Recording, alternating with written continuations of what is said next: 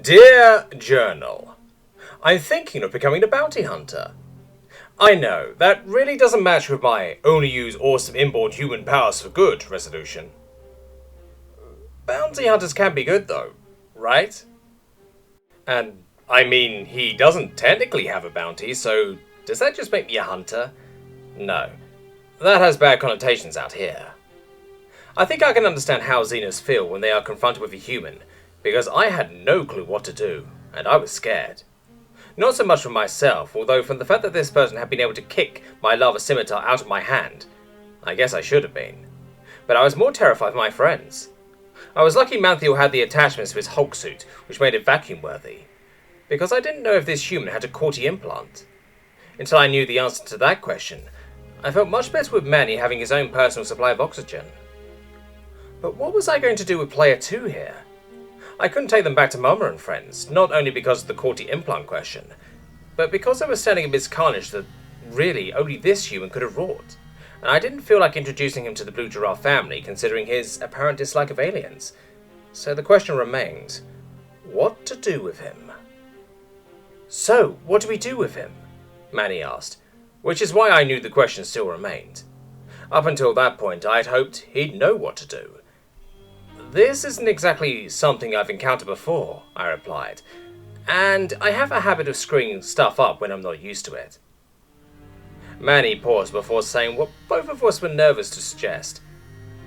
Do we kill him? It's pretty obvious he's responsible for what happened on this ship, and I doubt we'll have an opportunity like this again. He was right, and I thought a moment before answering. No, we have the drop on him now, and when he wakes up he won't be feeling so good. Trust me, those anti-tank pulses sting. We can get his version of events before we decide what to do. Manny was obviously relieved and happy to follow my lead. He had the same problems I did with shooting a guy when he's down. While we waited for Player 2 to wake up, we explored the light-filled room that, from the looks of it, was where he lived. Well, we turned off most of the lights first so we could actually see. Maybe this guy was just taking Afraid of the Dark to a whole new level. The room was a mess, and it was pretty obvious its habitant didn't know much about living in space. In fact, it looked a lot like what I probably would have created if the Blue Giraffes hadn't taken care of me in my first few weeks. At least Player 2 had figured out the dose fish were edible, evidenced by the pile in the corner. Weapons lay strewn over the floor, mostly lava blades, though none were active. I don't think he knew how to turn them on, since several of the blades appeared to have been used with their lava edges off. Normally when one used a lava weapon, the heat of the blade kept the actual weapon clean of bodily fluids. These weapons were caked with various colours of blood. The only thing out of place was the number of pulse guns. The fact that they were there wasn't surprising. If you found a way to work one, you could probably use the heavies as a weak hammer or something. But the way in which they were being used was what caught my attention. They were being used as power sources. Each was assembled with wires running from what I assumed was the power chamber to several nearby light sources. It was the only reason he had power while the rest of the ship was dead. I pointed this out to Manny. You're right. It doesn't fit with the rest of the room. Using the power supply of a KP weapon isn't difficult. They're meant to be able to be used as small portable power generators, but you wouldn't know that from just looking at them. I guess it'll just be another question for our friend when he wakes up. I think the cosmos has a sense of literary pacing, because the moment those words escaped my lips, Player 2 began to stir from his anti-tank pulse-induced stupor. Oh, that's smart. I could see he was a man of few, yet articulate words. Another thought also occurred to me. He probably didn't have a translator, but I had one of those area of effect translators, so Manny would be able to understand him. Considering the unease I had already caused him with that whole genocide ordeal, I thought it best if maybe I talked to Player 2 in privacy at first, just to gauge what kind of character we were dealing with here. Hopefully he spoke English. Switching off my translator, I started the interrogation experience, in which I have none, with what first came to mind. How are you feeling? At the sound of my voice, his head shot up, eyes frantic, searching for whoever had spoken. His eyes instantly locked onto my face. His eyes, already wide, stretched further in disbelief as his mind registered what he was seeing. I'm guessing I was the first human he'd seen in a long time. I'll be honest with you, Journal. I kind of expected him to be happy to see me for no other reason than I was human. I mean, I was happy to see him, so why not the other way around? So I'd also been expecting some kind of surprised or shocked action. I wouldn't have been even mildly surprised if Player 2 had laughed and greeted me as though I were an old friend, or maybe jumped to his feet while shouting in an emphatic jubilation, or even broken down into tears of joy and relief, although I wouldn't have known how to deal with that. What I had not expected was the maniacal cackling that was issuing from his gaping rotten-toothed maw. Now don't let that last sentence there fool you. I wasn't judging him for his teeth. Mine weren't the prettiest either, though ever since that grey Yoda subdermal implant, their deterioration seems to have stopped. Don't ask me why. His teeth just made the whole effect that much more colourful. Glancing at Manny, I could tell he was equally disturbed by P2's outburst, if not more so. When he started speaking, it was with the shouting convictions of a madman, confirming in my mind that this guy's rocker had bucked him further even than mine had me. "You came!" The bugger was still laughing. "I knew you were out there. How could they have known if you weren't here?" I resisted them. I didn't let them have it. They tried, they tried, but I was stronger. They were weak, and that's why they wanted me. I figured them out, and now you're here, and they're not. Mentally, I added a couple 100 yards to how far he'd been thrown, while outwardly I tried to calm him down, speaking in my most soothing voice. Where's Morgan Freeman when you needed him? That's right, we're here. You don't need to worry about a thing. You're safe now. Just tell us everything that happened. Start from the beginning. They abducted me. Was shouting really necessary? The bright lights, the dark alley, that was all them. They took me and studied me. Tried so hard to figure out what made me tick-tock. But I wasn't going to make that easy for them. I wasn't going to show it to them. No. And so they punished me, just like he used to. They hurt me and stuck me in a cage. But they've forgotten. I was stronger than them. I was stronger than all of them. They couldn't understand me. I was greater. Thought their prison secure against me, did they? Did they think that when I kicked the door down? No. Or maybe when my foot went through his face, did they think I was weaker then? No. The other one, the other human, he'd given up. But when I found him, he'd let them put a blue needle in his neck, and he was gone. Poof! Lights out. But not me. Oh no. I was greater than them. I was horrified by the scene in front of me, but at the same time, I have to admit, it was pretty fascinating. Oh, come on, in a morbid way. It's not like I was going crazy, not at all. Not one bit. Right, Journal? His voice dropped to a hoarse whisper. I take it back. I preferred the yelling. They tricked me. I'll give them that. Got me off the ship by luring me onto a escape pod, though I dragged the last one between the doors as it shut. None of them survived me, not a single grey. But then I was alone. I didn't like that. It was thirsty, dark, and hungry in there. No, I didn't like it. One bit. I wanted to go home then, but it wouldn't let me. He sped up, the story tumbling in an increasingly frantic jumble. I couldn't make it do what I wanted. It wouldn't listen. I almost died in there. Then it happened again. Yes, again. Dragged my floating carcass out of space and tried to take it from me when I was dead. Once again, he started shouting, and I'm not afraid to admit I was relieved. Funny thing was, I wasn't dead. They put me a little too hard and it woke me up. They hadn't thought I could move. They hadn't thought I had left except for them to take. So I took them. Yes, I took them to their graves, and oh, did they go willingly. Nearly fell apart in my hands when I actually started throwing them. I hunted every last one of them. Didn't want to leave anyone out of the fun, and now they're all dead together. Being happy dead together. They couldn't get it from me. They didn't even know where to look. But they weren't the only ones. No. More came, thinking I was weak, thinking I couldn't stop them. I took them too. Took them to the same place I'd taken the Greys. Take the ones who dragged me out. Showed them what it was they wanted, but didn't let them have it. I found out how to make it work. I could work any of them now, but I didn't want to go, because I knew you'd come. And now you're here. I did it. I held onto it, and still have it. They didn't get a thing from me. Aren't you happy? The endless stream of words halted, as though cut with an axe. He looked up at me, literally panting, as he waited for me to respond. Frightened at the reaction any sub-movements might elicit, I slowly put my helmet back on so I could talk to Manny in private. Switching on the translator, I gave him a shrug. I don't think asking him how he got the lights working is going to get us much of an answer. Manny was by far the most concerned I'd ever seen him. There was a lot of shouting in that conversation. Was there supposed to be that much? Was it a different language? I know some planets have multiple dialects at once. Is this one based on volume as well as words? No, he's just a few corn dogs short of a picnic. He's probably missing the blanket, basket, and the rest of the food too, come to think of it. I knew I picked the wrong words even before Manny gave me the inevitable answer. Corn dogs. I don't know what those are, but I don't think picnics are very good if the only thing you have to eat are nutrient spheres. Try telling me without the use of one of your nonsensical sayings. He's crazy. Bat shit, ape shit, any shit, you name it. He's throwing it and eating the rest. Completely mentally unstable, and from the sounds of it, murdered everyone on this ship and the others floating around here without so much as a speck of remorse. Heck, he doesn't even seem to think anything's odd about it. I'm pretty sure my partner's going to die from confusion. That or shock.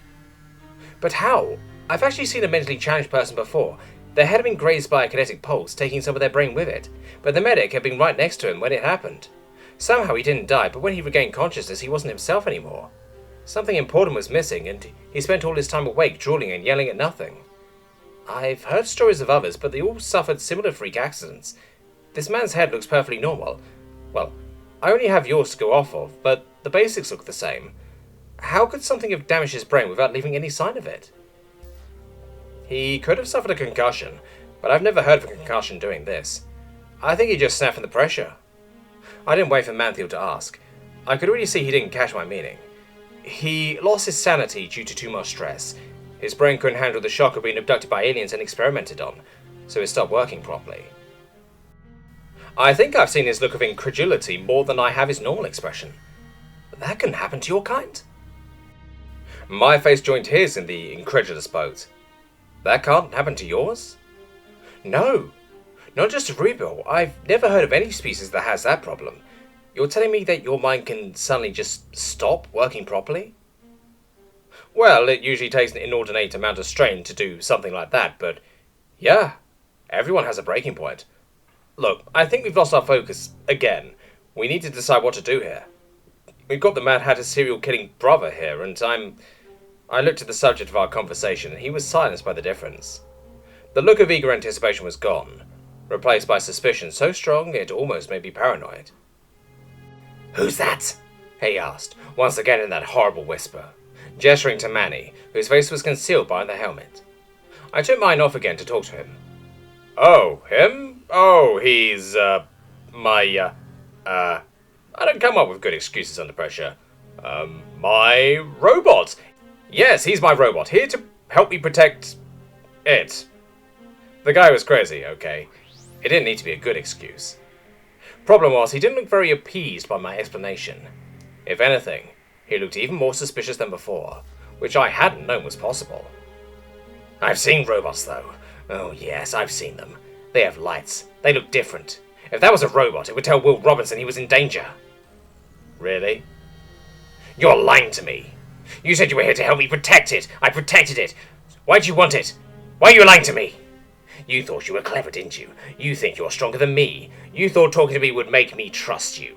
Looking like me would maybe give it to you." He was getting louder, which I didn't think that was a good sign.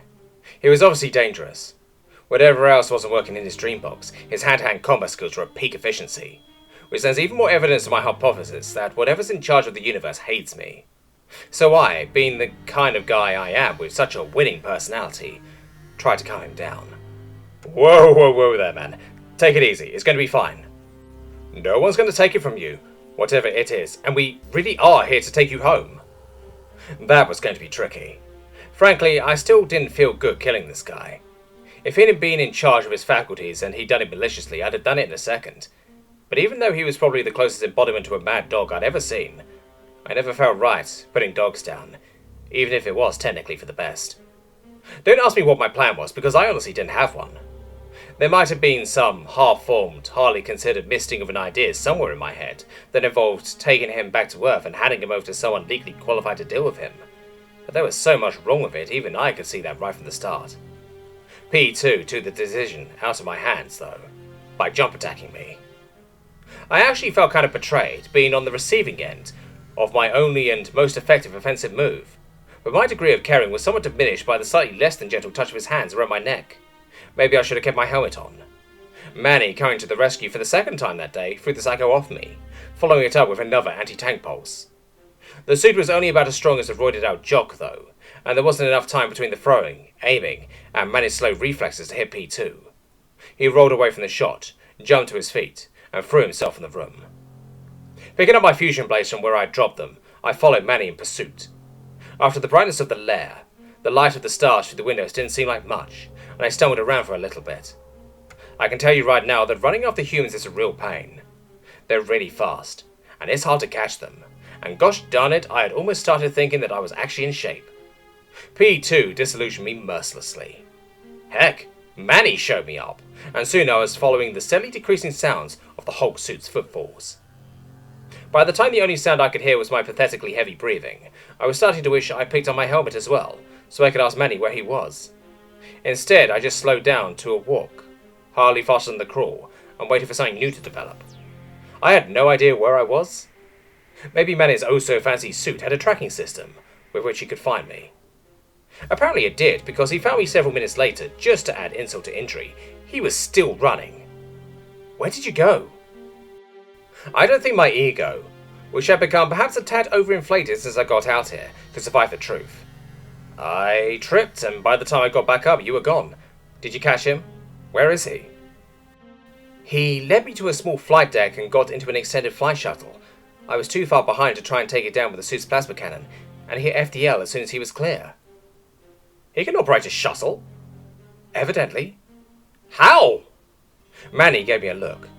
Do you honestly expect me to answer that question? I didn't bother to respond to the jibe. Can we catch him? I doubt it. The Phantom's FTL is about as basic as it gets. I doubt a Tormix merchant cruiser like this one would bother carrying anything so mediocre on its flight deck. The cargo ship, though, is probably one of the best outfitted cargo ships I've ever seen, to the point where I wonder what those Vistic do with it that is so well modified. The previous owners were a lively lot, I shrugged in explanation. Well, it just might be lively enough to manage it. Getting back to the Phantom and getting it back into its cargo bay took far too long for my likings, and the moment we were in its inertial dampening field, I told Severus to plot a pursuit course for the fleeing shuttle and punch it. Then I had to explain that I didn't really want him to literally punch it, but just give it as much juice as he had. At that point, Manny took over and told him to follow the shuttle with all possible haste. Once the course was laid and the hum of the FDR started up, Mama asked for an explanation. Boy, was that a fun talk. I skipped all the obstacles that Manny had gone so hung up on, and left it to telling her about the murders and the dangerous fellow we encountered. The silence when I finished was deafening. Several moments passed before Mama broke the it. If we catch him, do you think we should capture him or try to shoot him? This ship's weapons are highly effective, considering it's a cargo hauler, so shooting will probably work after a few shots. I remembered what he had done, and then that he probably didn't have anything keeping him from being a walking plague ship. If he landed on any habitable planet, I doubted all the grey Yodas in existence could keep the body count below the billions, and gosh darn it, wasn't it easier to pull the trigger when I didn't have to look into his eyes? If you catch him, take him out. Mama nodded grimly, stood, and left the room, Severus following her. Manny and I remained, sitting alone on the bridge of the Phantom. Are there any other differences of your kind that I should know, human? Manny said, after several minutes. I can burp the alphabet, I replied hopefully. He looked at me with that same, that's not funny, no answer the question expression. I sighed. Honestly, I have no idea. Probably, but I wouldn't have the first clue as to what they are. I'm still finding them out myself. I left the army because you inspired me to be a better person, but I'm starting to wonder if staying wouldn't have been the safer option. For once, I didn't feel like laughing. Anticipation had been rising in Fallow's chest for almost a Richter, 1.5 weeks, and now made it difficult for him to sit still and relax. He forced himself to, since haste was something he couldn't afford when facing his quarry. Haste had made him miss with every shot he'd taken, resulting in Ziavo's death. Haste had killed his friend.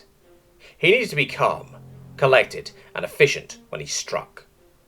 To calm himself, he wondered why he still felt the anticipation as a fluttering sensation in his chest. There was nothing biological there anymore. So had there ever been any physical reason for the feeling at all?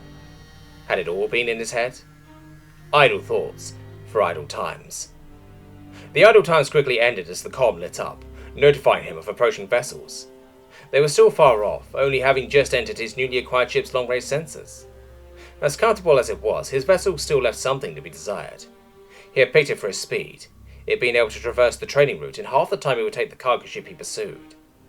It must have been an extremely expensive purchase on the part of its previous owner, and Vala had to admit that, aesthetically, the ship was stunning. Sleek and streamlined, painted in dark shades of grey and black with slashes of dark blue, it was by far the most expensive thing he'd ever driven. It was for short distances, however, and meant to stay far from anything resembling danger. As such, it had nothing in the way of weapons. It wasn't that he wanted them so as to kill his prey from afar. He would never dream of doing it any other way than in person. But he hated the feeling of defenselessness. The comm beeped again, this time capturing his whole attention. He stared in shock as the identification tag of the very cargo ship he was hunting glowed back at him from the screen. He hadn't thought they'd travel back the exact same route. Traders like to follow a path, sure, but they usually contain dozens of routes. There had to be another reason for their turning back, and he looked once again at the first ship's readout. Nothing muttered as special to him, but even as he watched, its trajectory changed. Moments later, the cargo ship altered course to match. So it was a chase. Reasons for such a pursuit failed to readily present themselves, but Vala found he didn't care.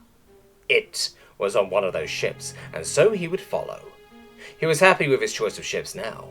In lieu of weapons, the manufacturer had instead equipped it with a cloak, thinking to add a modicum of safety, and increase the price by a significant amount, no doubt. Vala wasn't going to complain. Simple as it was, he doubted either of the detected ships had sensors sophisticated enough to see him with the cloak engaged. You know, I've never asked you. I broke the tension on the bridge, speaking to Mama. What's this ship's name? I've been calling it the cargo ship in my mind, but that just doesn't have a ring to it. Well, that's actually what Vitiv wanted to call it, but thankfully he wasn't in charge of naming. Tuns ended up calling it the Redemption, since it was redeemed from its previous lifestyle of piracy through your ministrations. Ah, thanks. Science descended on the bridge once again. We were catching up to P2's shuttle, which I decided to name the Fugitive because I was tired of calling it P2 Shuttle.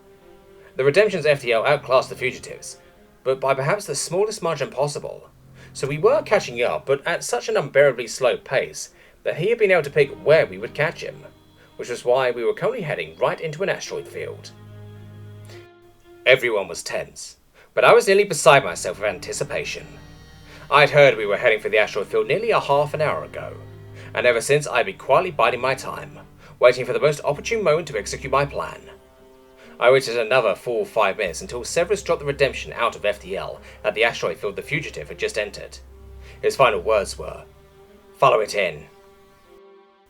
I couldn't ask for a better moment, but I paused, staring. It really was impressive. The Sol asteroid belt had nothing on this one.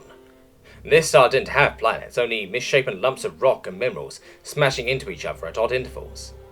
I had a mission to accomplish, however, and after only a second of distraction, sprung the trap I had so patiently prepared. No one was prepared as I opened my mouth and said, "Sir, the possibility of successfully navigating an asteroid field is approximately 3,720 to 1. In a euphoric haze of joyous glee, I watched the horrible reference sail over their heads in so many whistling noises. All eyes turned to stare at me, and though they didn't know they felt it, I could still see the torture pain in every one, as the overused reference caused me to imagine the groans of anguish that would have been mine to savour, if only they were humans. Then the moment ended. "Cockatoto, what are you talking about?" Severus asked. "Where did you get that number? Sure, if we went into it blind, our chances might be bad, but with the computer, any odds are in our favour." "Oh, sorry," I lied, adopting a face of confusion. "I don't know what came over me. Carry on, Codebreaker." With another confused look, everyone turned their attention back to their stations. I still whispered, "Never tell me the odds," for a sense of catharsis. The Fugitive shot into the asteroid field, followed closely by the Redemption. The reason he had chosen this particular location became abundantly clear as he kept putting rocks in the way of a clear shot. I had originally thought he had intended to try and lose us in here while we dodged space boulders, but now I could see that with the sensors working, there was no way he was going to be able to give us the slip.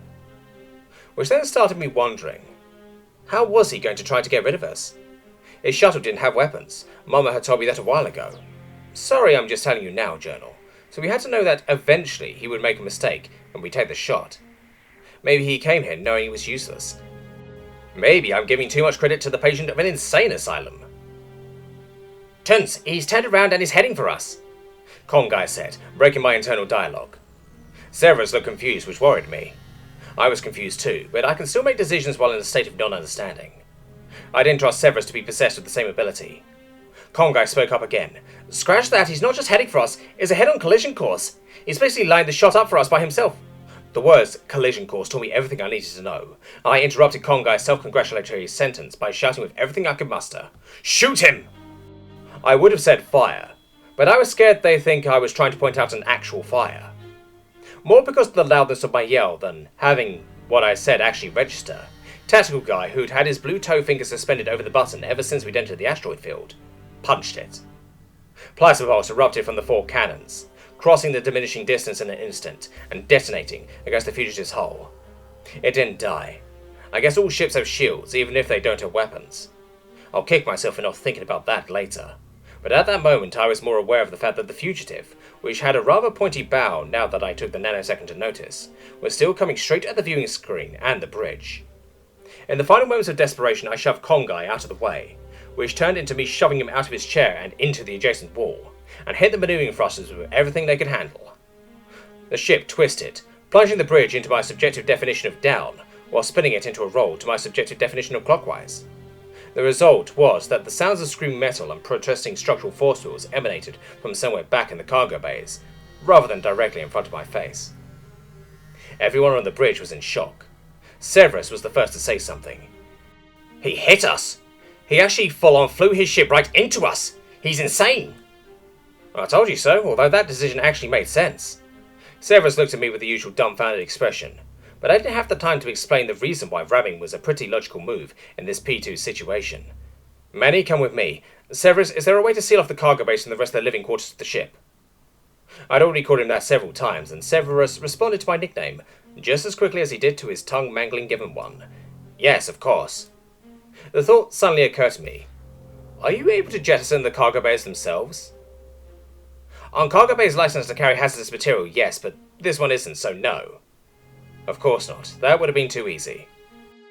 Alright. I'm going to check if he survived the impact. Once Manny and I get back there, seal off the cargo bays. Is engineering back there like it was in the old ship? No? Oh, that's nice. A little luck does get thrown my way. Manny and I left the bridge at a run. Well, he wasn't in the Hulk suit, so it's more like a light jog to me. You're going to need to get in your suit as soon as possible, I told him. And once you're in, switch it over to his vacuum mode. I don't want you breathing any of the air of his ship's lodged in the cargo bay. Manny gave me the familiar thumbs up with every one of his arms, biological and mechanical. Teaching him that was probably the best thing I'd ever done. The moment we stepped into the long hall that acted as a passageway between all the cargo bays, a security force was activated behind us, cutting us off from the rest of the ship. The Phantom was in Cargo Bay 9, which brought back all kinds of fun, orange-filled memories, but it also meant we had to travel past most of the cargo bays before we could get to it. On our way past 3, I could see the impact site. As I'd feared, he'd hit a cargo bay loaded to the ceiling with crates, putting a significantly larger amount of matter in his way, which had resulted in his getting lodged inside of it, rather than punching through to the other side. Even worse, I could see his ship's structural force field had managed to hold, and despite its messing bow, the bridge, located in the middle and top of the ship, was still intact. The cargo bay structural fields were operating as well, which meant 3 still had an atmosphere, despite the massive hole in the roof. I waved Manny to keep going on to 9, while I stepped through the ruined door of 3 to investigate. Maybe P2 had died in the crash. All sorts of things could happen. I know these ships were built to be safe, but things could fail. Maybe the inertial dampers had broken and P2 was just a bloodstain on the window. Just as this thought occurred to me, P2, looking decidedly unlike a bloodstain, stumbled from the ruins of his battering ram. To make the situation that much more pleasant, he was giggling to himself as he picked his unsteady way over the debris-strewn floor. You wanted it, right? Right? I came here to show it to you. The giggle became maniacal laughter. See? See it? I didn't, but I had a feeling I wouldn't have liked it if I had.